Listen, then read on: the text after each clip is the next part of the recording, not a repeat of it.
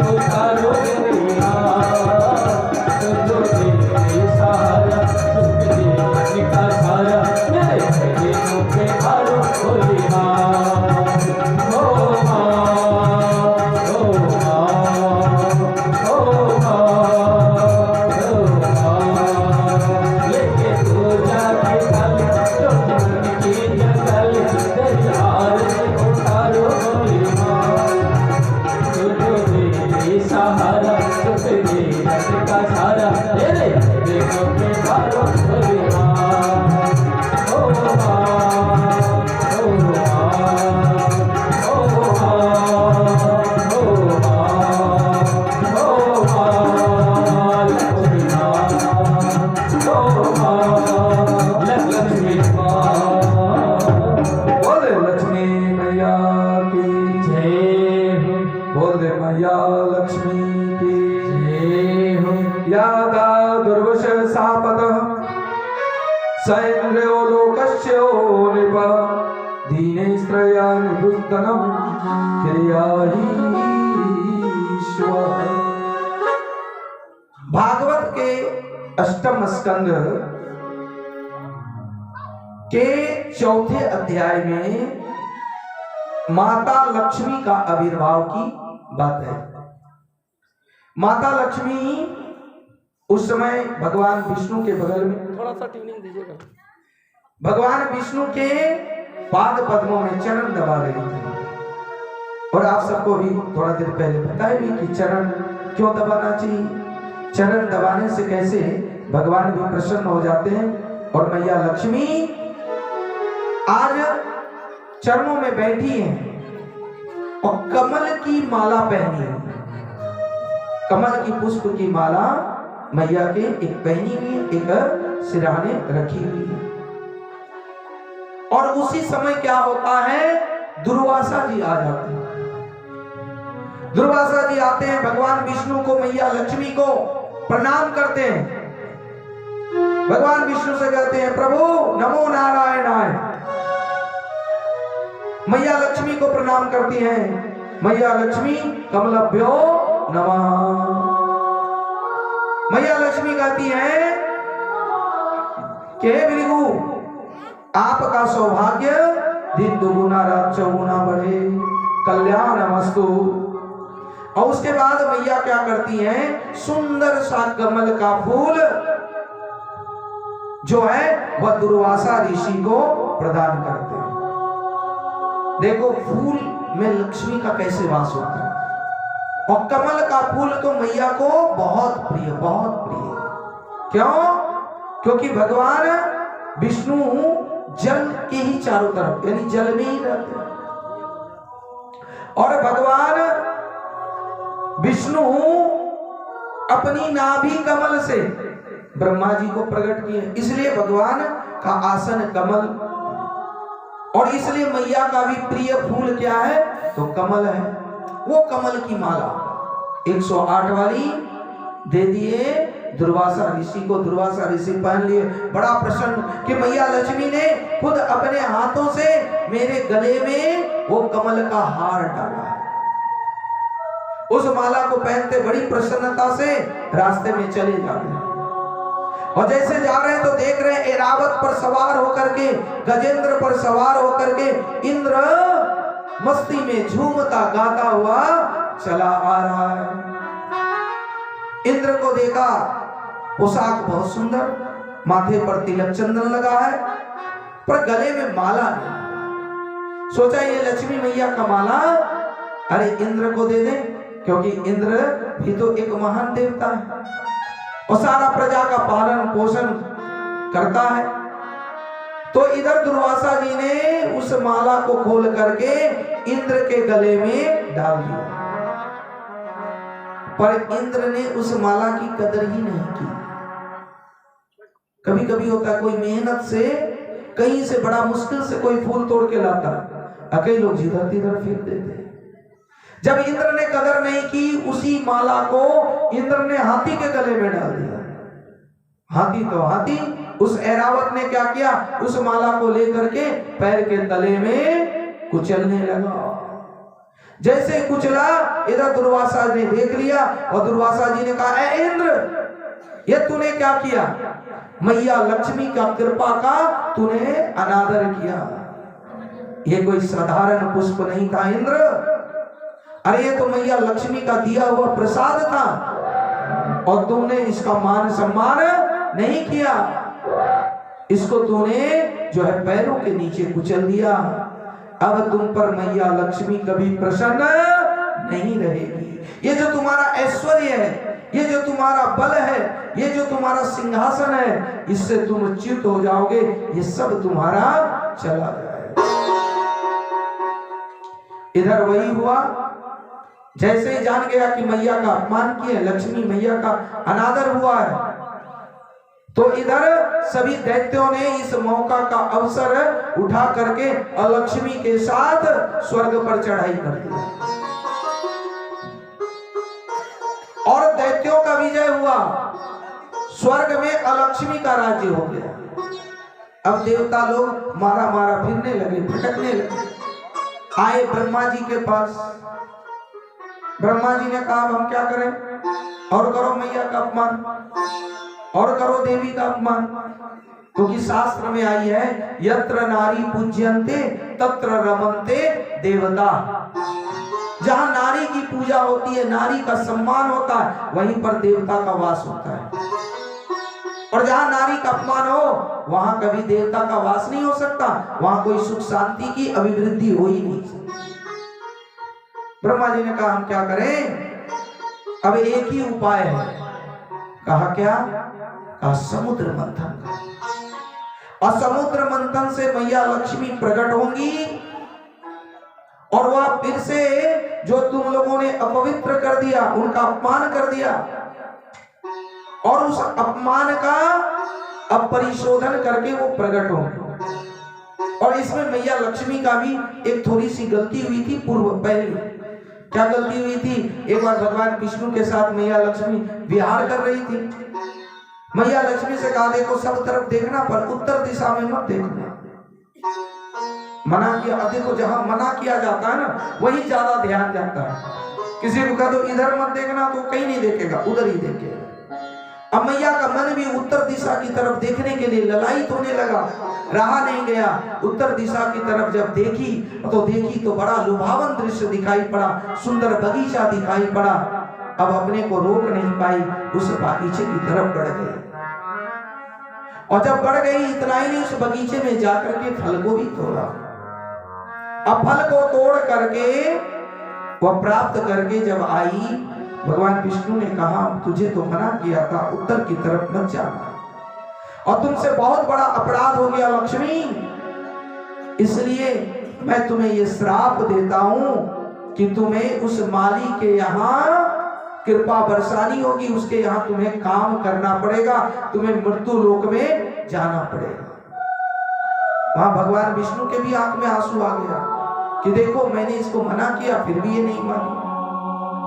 तो कहते हैं मैया लक्ष्मी उस माली के यहाँ जाकर के 1 वर्ष पर्यंत कार्य की, भोजन बना देना, घर की सफाई कर देना, सब करने के पश्चात जब माली को लगा कि कोई साधारण स्त्री नहीं हो सकती, कौन है, जब पता चल गया ये साक्षात माता लक्ष्मी है, तो माली उनके चरण पकड़ लिए। माली ने कहा कि मैया हमारे यहाँ आपने किस कारण से कार्य किया? मैया लक्ष्मी ने कहा, इसलिए कि तुम्हारे बगीचे का फल मैंने बिना बोले तोड़ लिया। देखो जहां पर बिना पूछे कार्य होता, बड़ों की आज्ञा के बिना होता है, वहां लक्ष्मी प्रसन्न नहीं रहती। अब उसी के लिए लक्ष्मी जी आज वहां आई कि क्योंकि स्वयं लक्ष्मी जी ने बिना बोले उस बगीचे का, उस माली का फल ले लिया था। तो यहाँ पर तो लक्ष्मी जी वहां पर कृपा बरसाई। भगवान विष्णु ने कहा, अब तो तुम्हारा त्याग किए, अब तुम समुद्र से प्रकट होगी, तभी तुम्हारा हमारा पानी ग्रहण होगा। तो यही पूर्णिमा के समय वो समुद्र मंथन हुआ था और मैया लक्ष्मी प्रकट हुई थी। पर कैसे?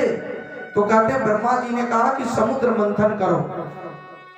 पर देखो समुद्र मंथन कोई छोटा मोटा कार्य तो है नहीं, इतना बड़ा कार्य कैसे हो?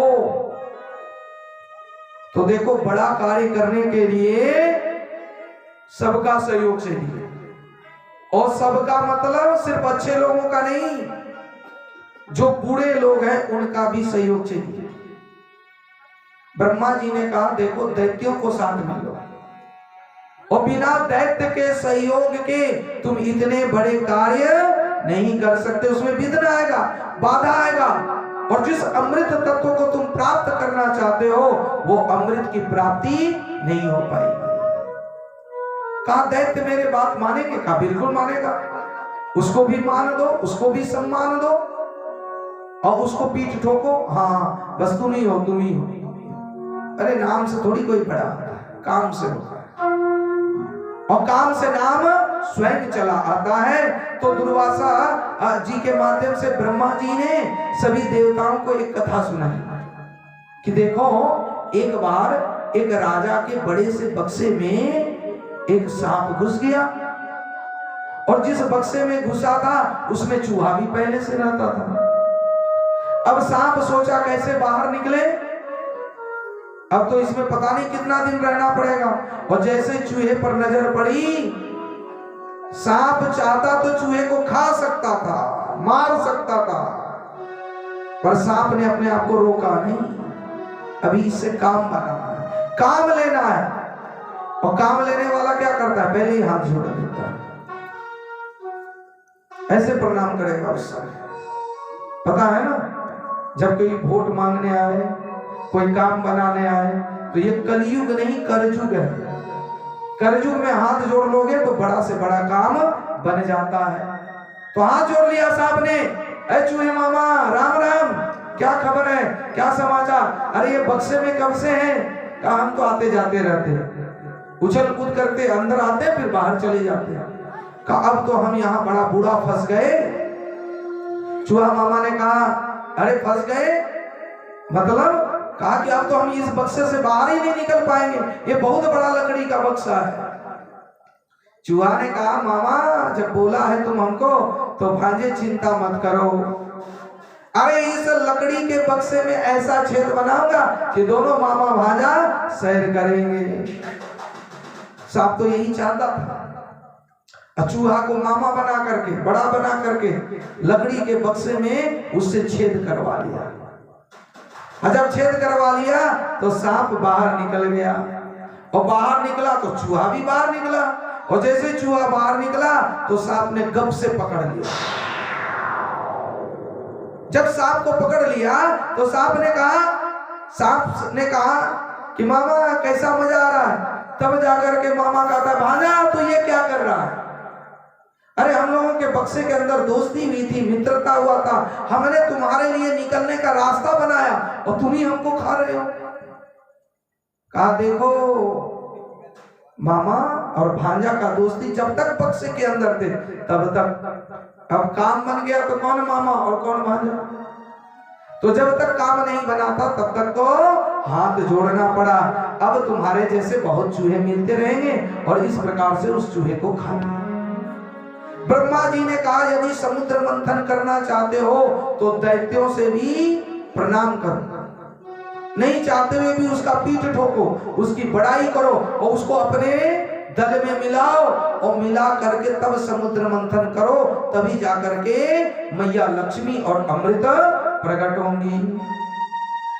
अब वही हुआ, मंदराचल का पर्वत लाने के लिए गए, और लाने के लिए गए दैत्यों के सहयोग से, तो वो पर्वत गिर पड़ा, और गिरा तो वही 2-4 दैत्य चकनाचूर हो गए। क्यों चूर हो गए? क्योंकि देवता और दैत्य तो मिल गए पर गणेश भगवान को भूल गए, गणेश की पूजन ही नहीं की। कभी कभी हम लोग भी होता है, लक्ष्मी की पूजा करते करते गणेश जी को भूल जाते हैं। आप लोगों ने आज गणेश पूजा किया कि नहीं? और जरूर पंडित जी ने पहले गणेश पूजन करवाया होगा, क्योंकि बिना गणेश की पूजा का लक्ष्मी मैया प्रसन्न नहीं होती। इसके पीछे भी कारण है। देखो जब दिवाली के दिन गणेश और लक्ष्मी दोनों की पूजा होती है, सिर्फ लक्ष्मी का पूजा नहीं होता, गणेश के साथ लक्ष्मी, और लक्ष्मी की भी पूजा करने हो तो पहली पूजन गणेश का। कारण क्या है, क्यों करना चाहिए? गणेश जी का लक्ष्मी जी से क्या संबंध है? तो दोनों का संबंध पति पत्नी वाला नहीं है। यहां पर दोनों का दत्तक पुत्र का संबंध है। लक्ष्मी मैया को कोई संतान नहीं था, गणेश जी को उन्होंने पुत्र बनाया और लक्ष्मी जी ने गणेश जी से कहा, बेटा जब तक कोई तुम्हारी पूजा न करे तब तक मेरी कृपा प्राप्त नहीं हो सकती है। तो पहले तुम्हारा पूजा होगा तब मेरी पूजा होगी। इसलिए पहले गणेश तब लक्ष्मी। बोले लक्ष्मी मैया की जय। और यहाँ पर समुद्र मंथन के पहले जब गिरा तो किसी ने गणेश का पूजा नहीं किया, सब लक्ष्मी को प्राप्त करना चाहा, तो विघ्न बाधा आ गई। तो आइए हम सब भी विघ्न बाधा ना आए कथा में, तो थोड़ा गणेश जी का स्मरण कर ले, गणेश पूजन कर ले। जय जय जय गणनायक, जय जय विघ्न विनाशक,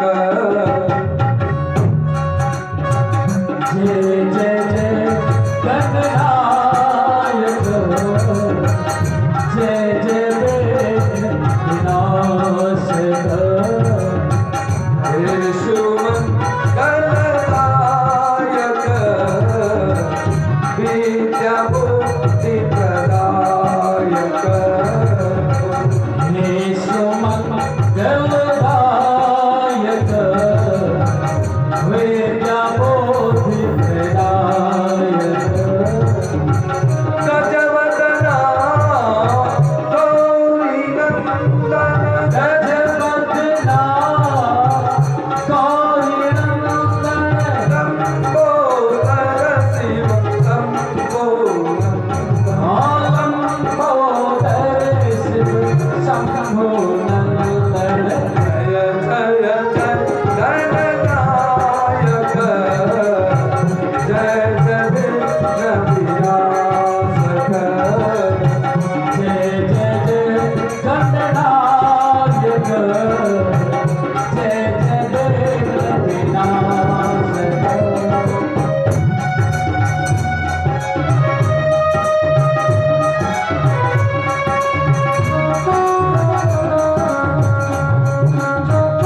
जय हो।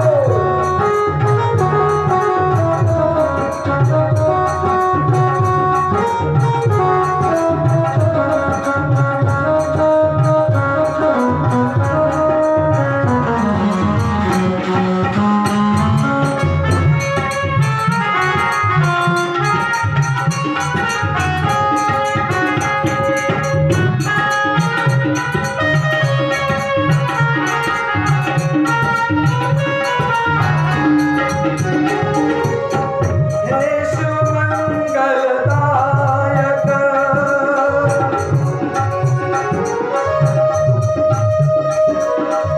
हे सुमंगलदायक, विद्या बुद्धि प्रदायक, हे सुमंगलदायक, विद्या बुद्धि प्रदायक, गजवदना गौरी नंदन, गजवदना गौरी नंदन, लंबोदर शिव शंभो, लंबोदर शिव शंभो नंदन, जय जय जय गणनायक, जय जय विघ्न विनाशक, जय जय जय गणनायक, जय जय विघ्न विनाशक, हे शुभंकरदायक, विद्या बुद्धि प्रदायक, हे सुमंगलदायक, विद्या बुद्धि प्रदायक, गजवदना गौरी नंदन, गजवदना गौरी नंदन, लंबोदर शिव शंभो, लंबोदर शिव शंभो नंदन, लंबोदर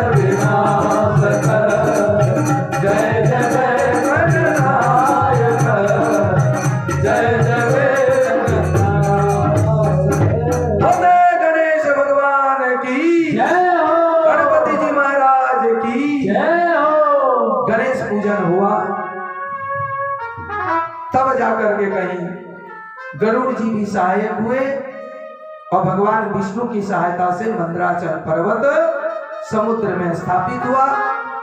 भगवान विष्णु ने कच्छप अवतार लिया, अपने पीठ पर उनको सहारा दिया, बांस की नाग की डोरी बनी और समुद्र मंथन के लिए सब तैयार हो गए।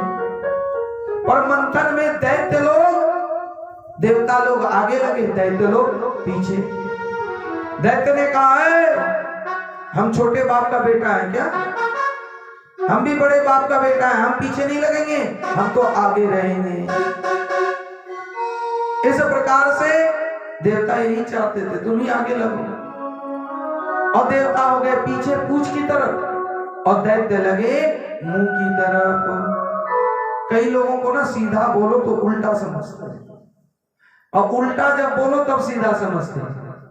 एक बार ऐसी पति पत्नी हरिद्वार जाना चाहता था, वहां बहुत बड़ी मेला लग रही थी और उस मेले में पति चाहता था कि साथ में पत्नी भी है, पर यदि कहेगा चलो तो कहेगा नहीं, और कहेगा नहीं तो कहेगा हाँ, उल्टा ही कहा देखो इस बार कुंभ का मेला में सब कोई जा रहा है, बहुत भीड़ होगा, धक्का मुक्की होगी, पर हम सबको नहीं जाना, सब बेगमगंज वाले जा रहे हैं, जाने दो।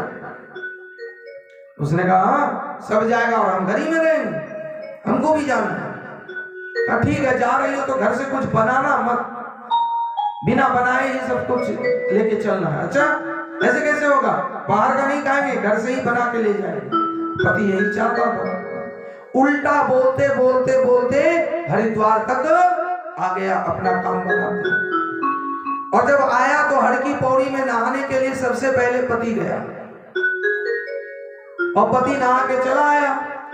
तब वो जाकर के उसकी पत्नी गई तो पत्नी से कहा था देखो भाग्यवान, अरे ज्यादा दूर मत जाना, धारा बहुत तेज है, कहीं बह ना जा। उसने कहा इतना दूर आए और तुम तो आगे नहा के आए हो, तो हम क्या नजदीक से नहा के उड़ जाए, हम भी आगे जाएंगे। तो नहीं मानी, मना करते रहा मत जाओ। उसको कहना था दूर जाके नहाओ तो नजदीक नहाती, पर यहाँ सीधा कर दी तो उल्टा हो गया, तेज धारा में गई और गई तो बस बही गई। अब सब उसको खोजो खोजो, कहाँ गया, अरे जाल फेंको। अब पति बेचारा परेशान, मिल ही नहीं रहा था।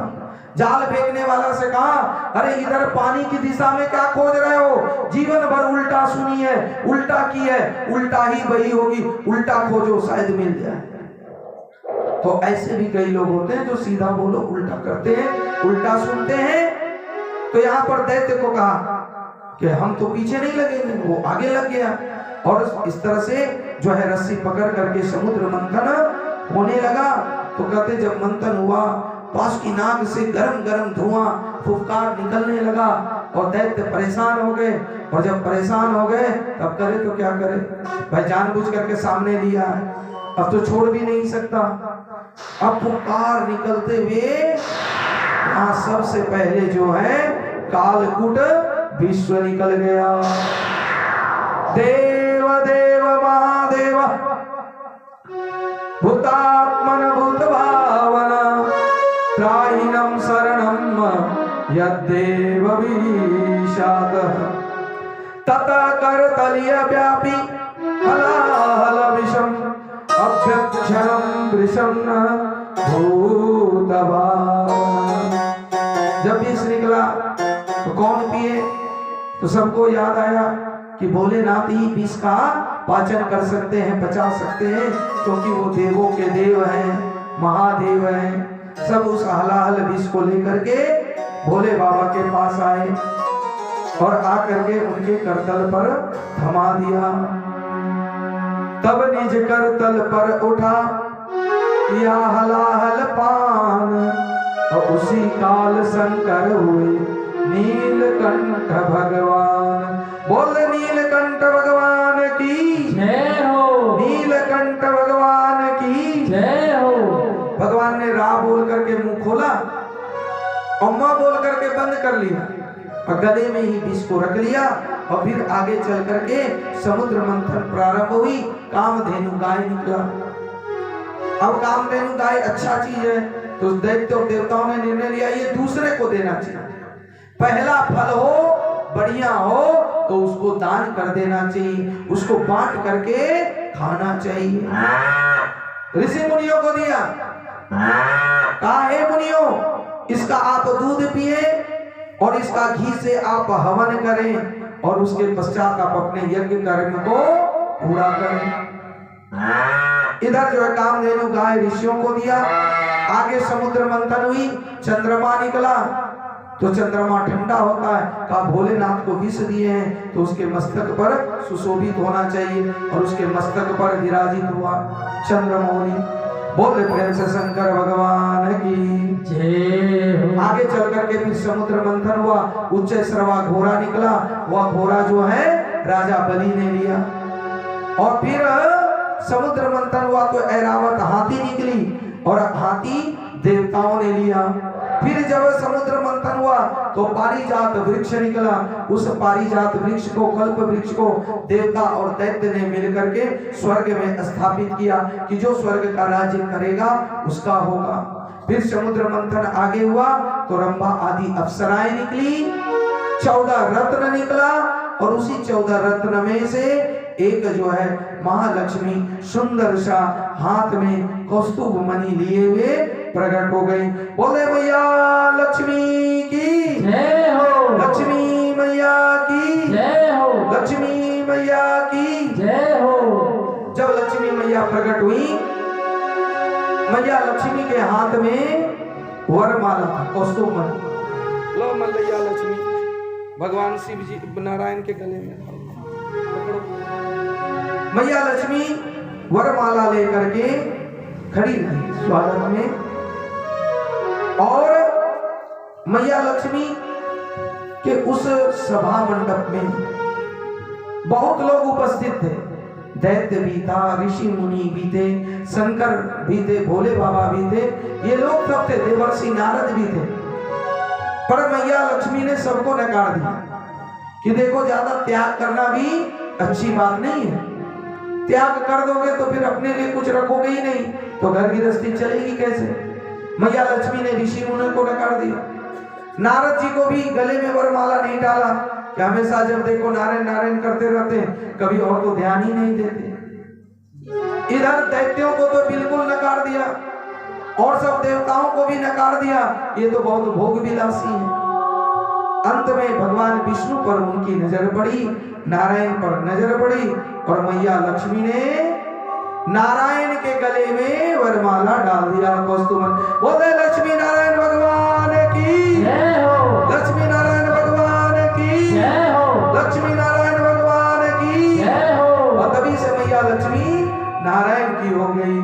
आइए इसी प्रसंग पर एक सुंदर सा लक्ष्मी नारायण की जोड़ी का भजन श्रवण करें।